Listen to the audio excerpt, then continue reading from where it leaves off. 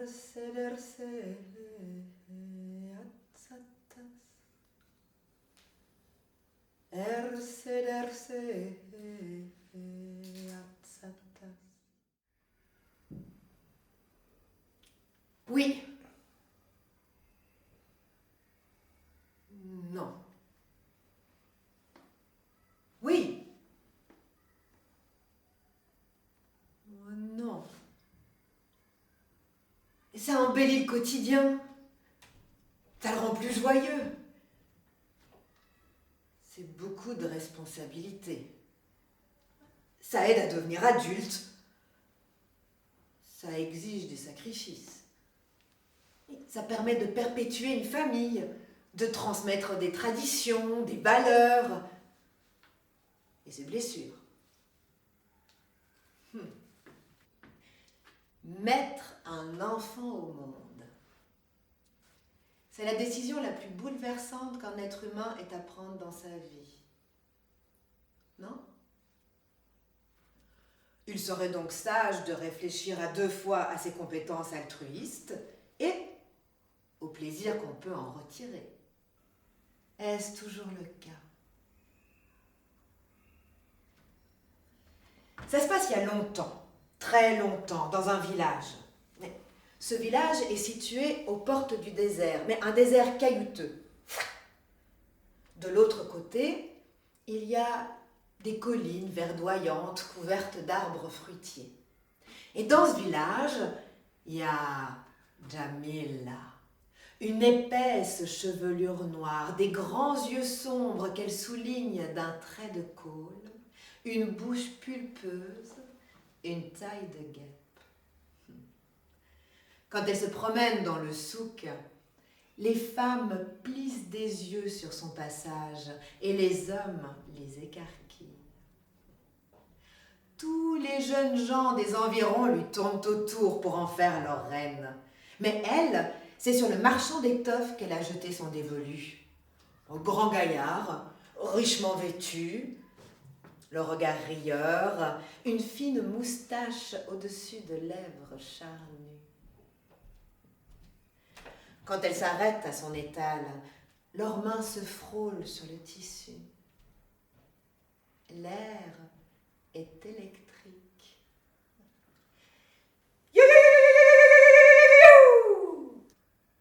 Ils se marient. Alors, la première année, c'est la sœur aînée de Jamila qui a un enfant. La deuxième année, c'est la sœur cadette. La troisième, la cousine, la belle-sœur, la sœur aînée. 10 ans. Jamila, elle a toujours sa taille de guêpe. On fête la naissance du petit dernier. Toute la famille est réunie, la mère trône fièrement. Moi, j'adore mes petits-enfants. Une maison avec enfants, c'est une maison remplie de bonheur. Une maison sans enfants, c'est une maison sans joie. Le ventre d'une femme est fait pour donner la vie. Le ventre d'une femme qui reste vide est un ventre inutile. Et elle retourne en cuisine s'affairer avec les autres femmes. Les yeux de Jamila s'embrument. Elle se mord la lèvre. Un bras se glisse sur son ventre, un chatouillis dans le cou. Moi, je t'aimerai toujours. Avec ou sans enfant, tu seras toujours ma reine. Jamila entremêle ses doigts à ceux de son mari. Elle serre sa main fort, très très fort dans la sienne. Ensemble, ils regardent leurs neveux et nièces jouer autour de la fontaine. Ça crie, ça hurle, ça se chamaille. Jamila monte sur le toit terrasse. Une brise légère lui caresse le visage. Un parfum d'oranger flotte dans l'air. Elle devine une silhouette derrière les voiles d'ombrage. Jamila, approche. Viens, tu ne me connais pas, mais j'ai quelque chose pour toi. Viens. Tiens. Prends ces graines de grenade, elles t'apporteront la fertilité. Mais attention, interroge ton cœur pour connaître ton vrai bonheur. Ne mange ces graines que si tu es prête à ne plus être sa seule reine. Qui veut laisser une trace doit céder sa place. Les cris des enfants attirent l'attention de Djamila. Elle se penche. Ses sœurs ont leurs enfants sur les genoux. Ils rigolent et se font des câlins. La mère de Djamila les observe fière. Le cœur de Djamila se serre. Elle se redresse brusquement, attrape le petit pot de graines de grenade d'un geste vif et vide son contenu d'un coup.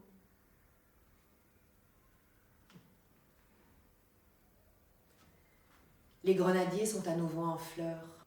Djamila tient un bébé potelé entre les bras. Elle rayonne. Au fil des floraisons, Graines de grenade grandit. Oui, parce que c'est comme ça qu'ils l'ont appelée. Graines de grenade, fruit de l'amour. La jeune fille grandit. Oh, mais qu'elle est belle! Ah, Djamila, qu'elle est belle! Oui, merci.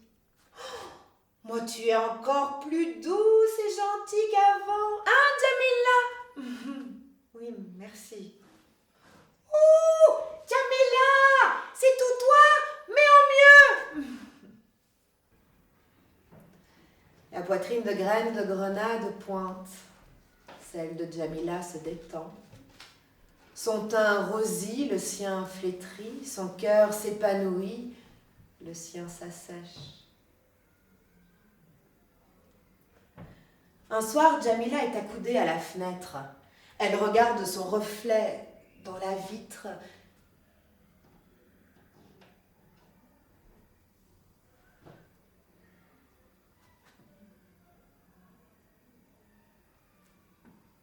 Les étoiles, dites-moi qui est la plus belle.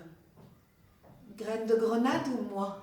Oh, Djamila, tu es belle. Graine de grenade est encore plus belle.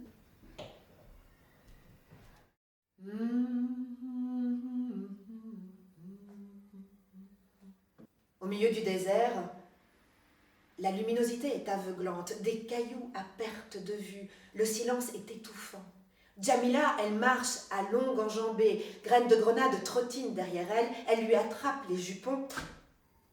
Avance, sinon on ne sera jamais de l'autre côté avant la nuit.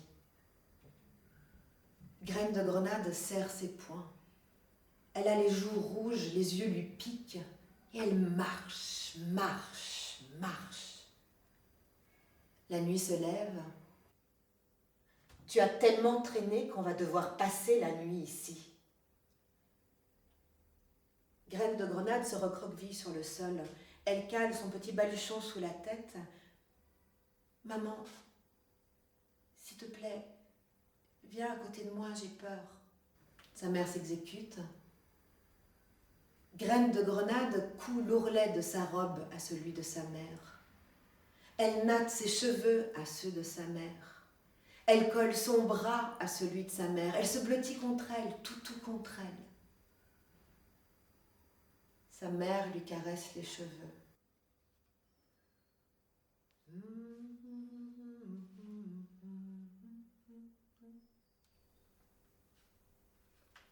Graine de grenade respire doucement, régulièrement.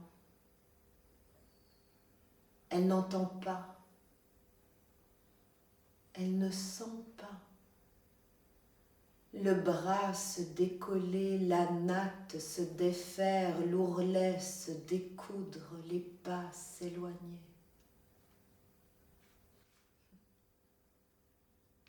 C'est une nuit sans lune. Erse derse atsatas. Erse derse atsatas.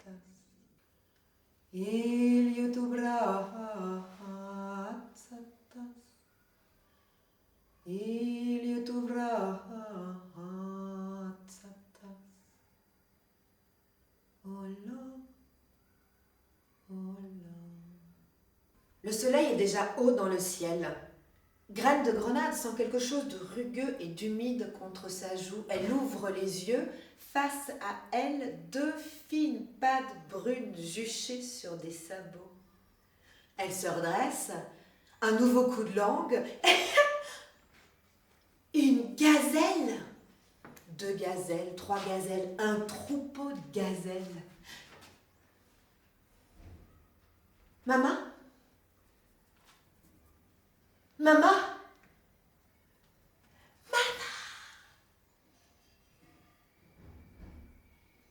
Seul l'écho de sa voix lui répond. Bam! Le sol tremble. Bam! Le cœur de la jeune fille s'emballe. Bam! Bam! Bam! Une immense ombre s'approche d'elle. Des jambes puissantes aux muscles noueux, une tunique blanche, un large ceinturon à demi recouvert par une opulente poitrine, des crocs acérés qui remontent sur des joues flasques. Une ogresse. Tu es Graine de Grenade? Mais qu'est-ce que tu fais ici? Qu'est-ce qui t'amène ici? Qu'est-ce qui t'amène ici? La chance. Allez, viens. Viens. Viens, je te dis. La jeune fille dépose sa petite main dans la grosse paluche de l'ogresse. L'ogresse la hisse sur ses épaules et elle marche. Elle traverse des prairies, elle marche jusqu'au pied d'une montagne. Elle fait descendre la jeune fille. Grotte, ouvre-toi. Les gazelles ont du lait plein, les cornes, les gazelles ont du lait plein, les mamelles, ouvre-toi. Un rocher roule sur le côté. Les gazelles, l'ogresse, la jeune fille rentrent dans la caverne. L'ogresse allume un brasero. Elle met une grosse marmite remplie d'eau dessus. Elle coupe des petits légumes. Et au fond, vers l'entrée, Graine de Grenade suit chacun de ses gestes, les yeux écarquillés. L'eau frémit. L'ogresse s'approche de la jeune fille et lui tend un bol de soupe. Après le repas, l'ogresse prépare un petit nid douillet dans une alcôve. Graine de Grenade se glisse dans les draps. L'ogresse s'assoit à son chevet. Tu seras ma fille désormais. Tu pourras m'appeler maman.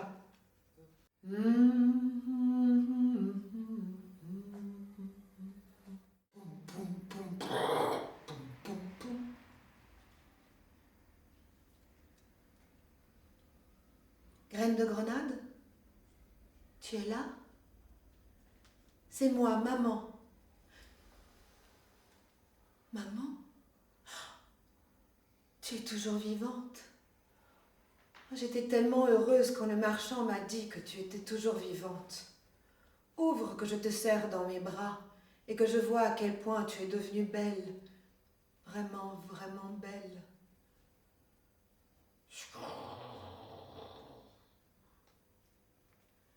Graine de Grenade serre sa mère dans ses bras. Djamila est droite comme un i. Elle l'invite à rentrer. Sa mère lui tend un panier rempli de dattes. Tiens, elles viennent du jardin de ta grand-mère. Tu nous prépares du thé? Graine de Grenade prépare le thé. Djamila est assise. Elle observe sa fille, un sourire figé. ses grands yeux de gazelle, son teint lumineux, sa silhouette, ses gestes gracieux.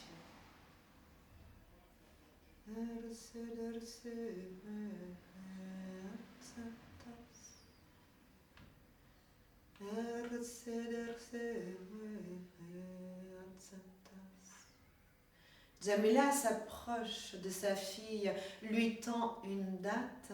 Graine de Grenade la prend, la croque, elle est juteuse. Ses yeux se voilent, elle porte la main à sa gorge. Maman. Elle s'effondre tout doucement sur le tapis. Oh là, oh là. Trouvez celle qui saura la réveiller.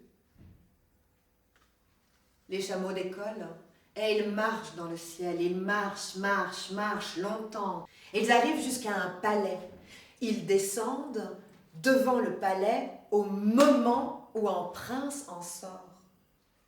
Oh, mais quel beau coffre! Garde, montez-le dans ma chambre. Les gardes le portent.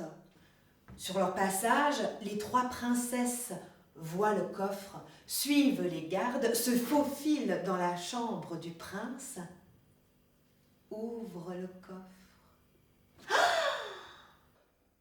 Mais on dirait une princesse endormie. Elle est trop belle. Je veux ses cheveux noirs. Oh, et moi sa bouche rouge. Et moi ses dents blanches. Mais qu'est-ce qu'elle a dans la bouche? La cadette retire le noyau de date.